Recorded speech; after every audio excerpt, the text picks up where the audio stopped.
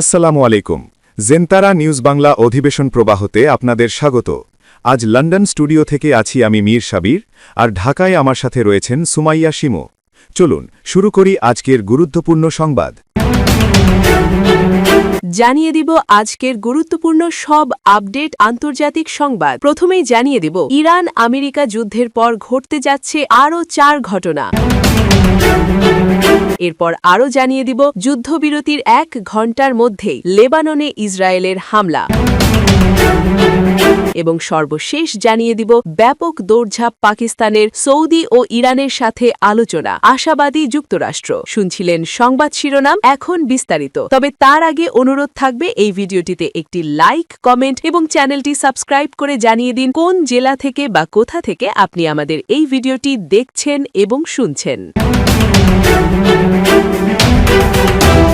যুক্তরাষ্ট্র ও ইরান সংঘাতের পর ঘটতে যাচ্ছে আরও সম্ভাব্য 4টি বড় ঘটনা, এমনটা আমি নয় মনে করছেন বিশ্লেষকরা। তাদের মতে যুদ্ধবিরতির নীরবতার মাঝেই তৈরি হচ্ছে নতুন সমীকরণ, বদলে যাচ্ছে কৌশল, বাড়ছে অনিশ্চয়তা। যুক্তরাষ্ট্র ও ইরান সংঘাতের পর পরিস্থিতি এখনও হয়নি স্থির। পাকিস্তানে প্রায় 20 ঘণ্টার বেশি সময় ধরে আলোচনা হলেও কোনো ফলপ্রসূ হয়নি। এই আলোচনার পরপরই পরিস্থিতি আবার জটিল হয়ে ওঠে। যুক্তরাষ্ট্রের পক্ষ থেকে হরমুজ প্রণালী অবরোধের প্রস্তাব আসে। সাম্প্রতিক এই ঘটনাগুলো বিশ্লেষণ করলে দেখা যায় সংঘাত শেষ হওয়ার বদলে এটি প্রবেশ করেছে একটি নতুন পর্যায়ে। বিশ্লেষকরা মনে করছেন সামনে 4টি ভিন্ন পথে এগোতে পারে এই সংকট।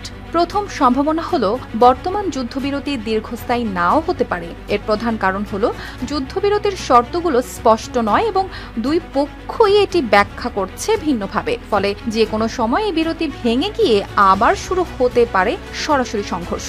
অনেক বিশ্লেষক এটিকে স্থায়ী শান্তির পদক্ষেপ না দেখে একটি অস্থায়ী বিরতি হিসেবে দেখছেন, যেখানে দুই পক্ষ নিজেদের শক্তি পুনর্গঠন করছে। দ্বিতীয় সম্ভাবনা হলো সংঘাত সরাসরি যুদ্ধের বদলে রূপ নিতে পারে ছায়াযুদ্ধে। এর অর্থ হচ্ছে বড় ধরনের যুদ্ধ না হলেও ছোট ছোট হামলা বা চাপ অব্যাহত থাকবে। উদাহরণ হিসেবে বলা যায় সামরিক ঘাঁটি, জ্বালানি স্থাপনা বা সরবরাহ লাইনে আঘাত হতে পারে সীমিত। এই ধরনের কৌশলে দুই পক্ষ সরাসরি বড় যুদ্ধ এড়িয়ে গিয়ে একে অপরের উপর সৃষ্টি করে চাপ। তৃতীয় সম্ভাবনা হলো কূটনৈতিক আলোচনা বন্ধ হবে না পুরোপুরি। পাকিস্তানে আলোচনা ব্যর্থ হলেও অন্য দেশগুলো মধ্যস্থতা করতে পারে। কাতার, ওমান বা সৌদি আরবের মতো দেশগুলো সাধারণত এ ধরনের পরিস্থিতিতে যোগাযোগের মাধ্যম হিসেবে কাজ করে। তবে এখানে বড় বাধা হচ্ছে দুই পক্ষের অবস্থানের পার্থক্য অনেক বেশি, তাই দ্রুত কোনো বড় সমঝোতা হওয়ার সম্ভাবনা একেবারেই কম। যুক্তরাষ্ট্রের মধ্যস্থতায় লেবাননের সশস্ত্র গোষ্ঠী হিজবুল্লাহর সঙ্গে যুদ্ধবিরতি সত্ত্বেও লেবাননের দক্ষিণাঞ্চলের বিভিন্ন গ্রামে গোলাবর্ষণ করে যাচ্ছে দখলদার ইসরায়েল। স্থানীয় সময় শুক্রবার ভোরে লেবাননের সেনাবাহিনী জানিয়েছে মধ্যরাতে যুদ্ধবিরতি কার্যকরের একটু পর গোলাবর্ষণ শুরু করেছে ইসরায়েলি সেনারা। এমন পরিস্থিতিতে দক্ষিণাঞ্চলের সাধারণ মানুষকে সেখানে ফিরে যাওয়ার ক্ষেত্রে অপেক্ষা করতে বলেছে সেনাবাহিনী। তবে দখলদার ইসরায়েলের সেনাবাহিনী এ ব্যাপারে তাৎক্ষণিক কোনো মন্তব্য করেনি। যদিও এর আগে লেবাননের সঙ্গে যুদ্ধবিরতি নিয়ে প্রতিক্রিয়া জানাতে গিয়ে জাতিসংঘে ইসরায়েলের রাষ্ট্রদূত ড্যানি ড্যানন বলেছেন পরিস্থিতি খুব সতর্কভাবে পর্যবেক্ষণ করা হচ্ছে, হুমকি মনে হলে হামলা চালাবে ইসরায়েল। অন্যদিকে ইরান তাদের সমৃদ্ধকৃত ইউরেনিয়াম হস্তান্তরে রাজি হয়েছে বলে দাবি করেছেন মার্কিন প্রেসিডেন্ট ডোনাল্ড ট্রাম্প। তিনি বলেন ইরানের সঙ্গে শান্তি চুক্তি খুব নিকটে।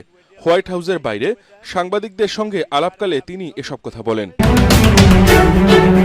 জাতিসংঘ যখন ঘুমিয়ে আছে, ইউরোপীয় ইউনিয়ন যখন শুধু বিবৃতি দিচ্ছে, পাকিস্তান তখন শাটল ডিপ্লোম্যাসি চালিয়ে যাচ্ছে। আজ একই দিনে পাকিস্তানের প্রধানমন্ত্রী সৌদি আরবে আর সেনাপ্রধান ইরানে। তারা আমেরিকার কাছ থেকে লেবাননে চূড়ান্ত সিজফায়ারের প্রতিশ্রুতি এবং সেকেন্ড রাউন্ড আলোচনার ব্যাপারে আমেরিকার সম্মতি নিয়েই গেছে এবং আশা করা হচ্ছে ইরানও সেকেন্ড রাউন্ড আলোচনায় বসতে রাজি হবে। গত কয়েকদিনে সেকেন্ড রাউন্ডের ভেন্যু হিসেবে ইস্তাম্বুল, জেনেভা এবং রিয়াদের নাম আলোচনায় আসলেও শেষ পর্যন্ত শান্তির খোঁজে সবাই আবারও পাকিস্তানের দুয়ারে। মধ্যপ্রাচ্য জুড়ে উত্তেজনা প্রশমনে কূটনৈতিক তৎপরতা বেড়েছে। সেখানে আবারও পাকিস্তান নতুন করে গুরুত্বপূর্ণ মধ্যস্থতাকারী হিসেবে সামনে এসেছে। আসিম মুনির ও শেহবাজ শরীফের নেতৃত্বে সৌদি আরব ও ইরানের সঙ্গে ধারাবাহিক যোগাযোগ চলছে। একই সঙ্গে যুক্তরাষ্ট্র সম্ভাব্য সমঝোতা নিয়ে আশাবাদী বার্তা দিচ্ছে। এটি হতে যাচ্ছে বহুপাক্ষিক কূটনৈতিক হিসাব নিকাশের আরেকটি অধ্যায়, যেখানে প্রত্যেকে নিজের লাভটাই আগে গুনছে। ফলে আঞ্চলিক স্থিতিশীলতা ও সম্ভাব্য শান্তি আলোচনায় পাকিস্তানকে ঘিরে নতুন কূটনৈতিক কেন্দ্র তৈরি হচ্ছে বলে মনে করছেন বিশ্লেষকরা। ইরান ও যুক্তরাষ্ট্রের সম্ভাব্য পরবর্তী দফার আলোচনা ঘিরে কূটনৈতিক তৎপরতা জোরদার হয়েছে। পাকিস্তানের সেনাপ্রধান ফিল্ড মার্শাল আসিম মুনিরের নেতৃত্বাধীন প্রতিনিধি দলের সঙ্গে বৈঠকের পর তেহরান জানিয়েছে তারা পরিস্থিতি পর্যালোচনা করে পরবর্তী পদক্ষেপ নির্ধারণ করবে। ইরানের পক্ষ থেকে বলা হয়েছে এই বৈঠককে ঘিরে সামগ্রিক পরিস্থিতি মূল্যায়ন করা হচ্ছে। মূল্যায়ন শেষ হলে যুক্তরাষ্ট্রের সঙ্গে পরবর্তী দফার আলোচনায় অংশ নেওয়া হবে কিনা সে বিষয়ে চূড়ান্ত সিদ্ধান্ত নেওয়া হবে। ইরানের আধা সরকারি সংবাদ মাধ্যম তাসনিম নিউজ এজেন্সিকে একটি নির্ভরযোগ্য সূত্র জানায়, বৈঠকের ফলাফল ও আঞ্চলিক পরিস্থিতির উপর ভিত্তি করেই ভবিষ্যৎ কূটনৈতিক পদক্ষেপ নির্ধারিত হবে।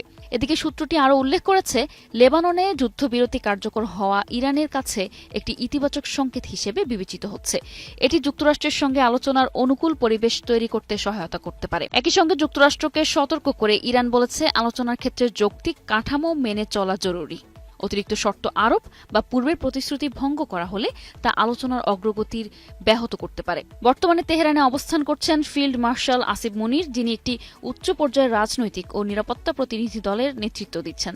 তার এই সফরকে ইরান যুক্তরাষ্ট্র সম্ভাব্য সংলাপ এগিয়ে নেওয়ার ক্ষেত্রে গুরুত্বপূর্ণ হিসেবে দেখা হচ্ছে।